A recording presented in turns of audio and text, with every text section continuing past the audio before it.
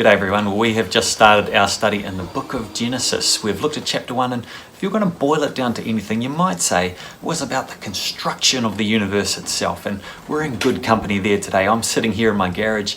Next door, I think the neighbour's doing a bit of painting. You can hear the odd drill going on, doing the prep.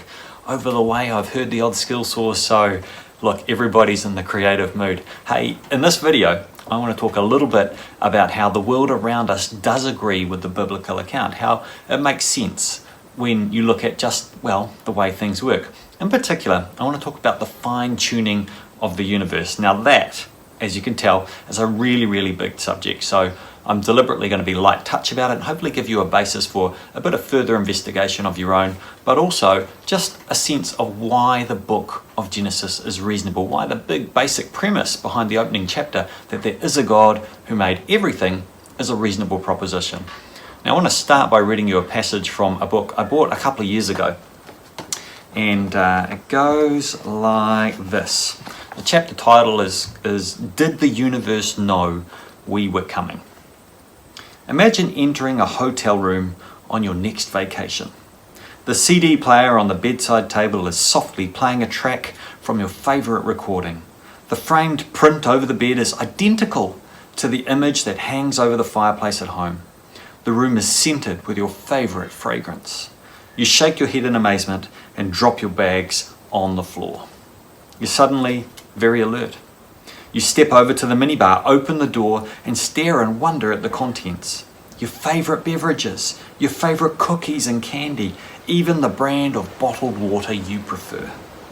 You turn from the minibar then and gaze around the room. You notice the book on the desk.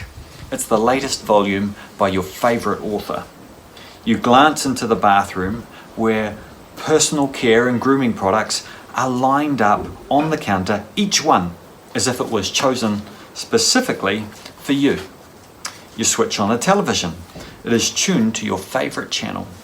Chances are, with each new discovery about your hospitable new environment, you'd be less inclined to think it was all a mere coincidence, right? You might wonder how the hotel managers acquired such detailed information about you. You might marvel at their meticulous preparation. You might even double check what all of this is going to cost you. But you would certainly be inclined to believe that someone knew you were coming. Now this book is called There Is a God.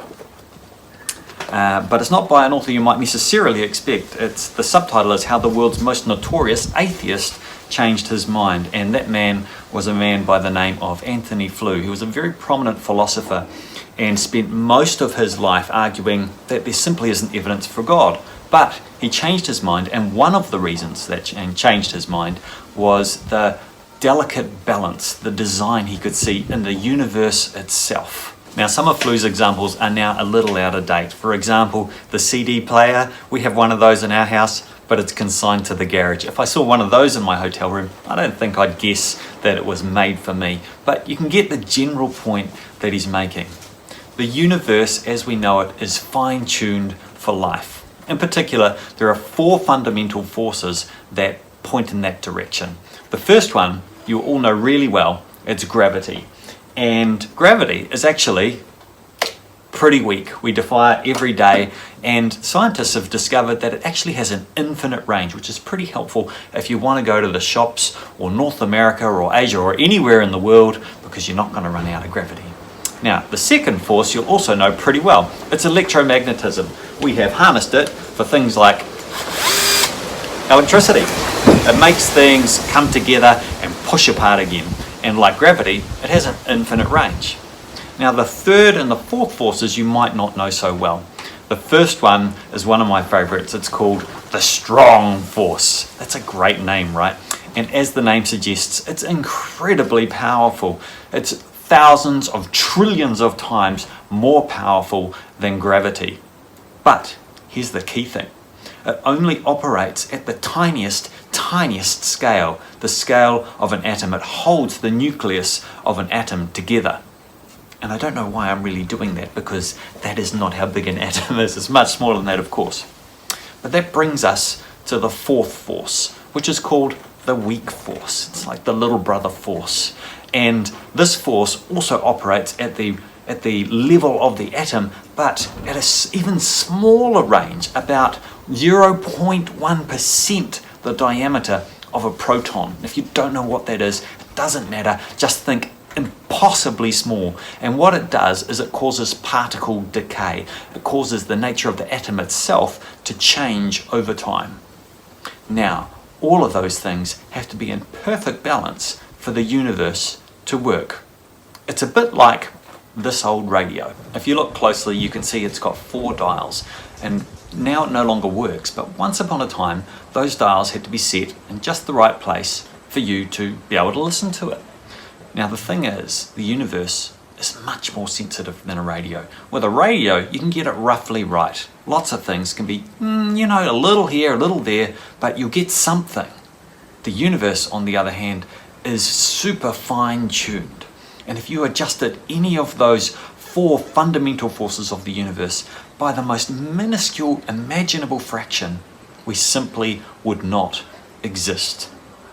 Now, it might surprise you to learn that this is a relatively uncontroversial idea.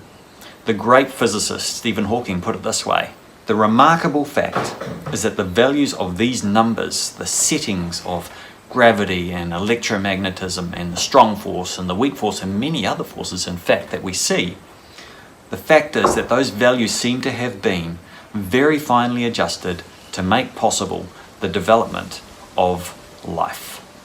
What is controversial is the subject of how the universe came to be fine-tuned, and right now there are 2 main competing explanations. One is called the multiverse. It's the idea that our universe is just one of many, that there are many, many, many others beyond our own that we simply can't see. And like this old radio, well, they don't work. And those universes would be generated by some great universe manufacturing machine that kind of spits them out willy-nilly in all kinds of crazy configurations. In other words, we got lucky. The other explanation is, of course, the idea that there is a God who is intelligent and who made everything to be, well, just as we see it, just to our liking, perfect in fact, just like that hotel room we talked about earlier. Now, why would you choose one explanation over another? Well, the idea of a multiverse is certainly possible. The problem is there's no way that you can prove it. It's very speculative. If there are other universes out there beyond our own, well, they are beyond our own. They can't be observed or experienced or measured.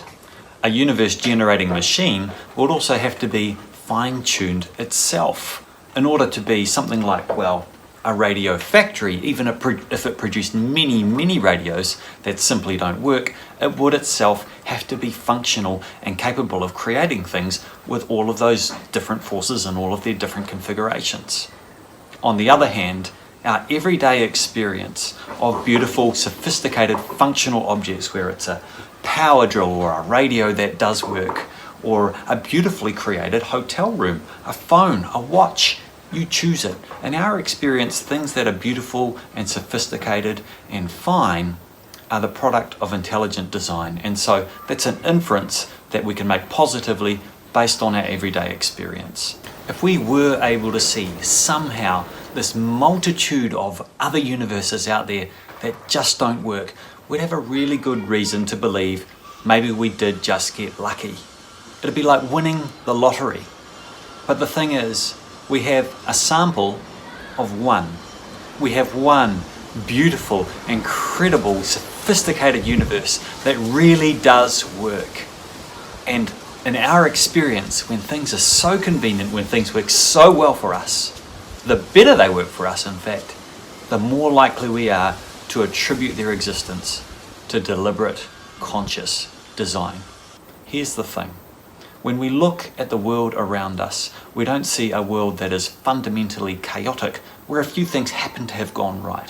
What we see is a world that is beautiful and sophisticated and ordered, where a few things have gone wrong. And that's the kind of world that we see painted in the Bible.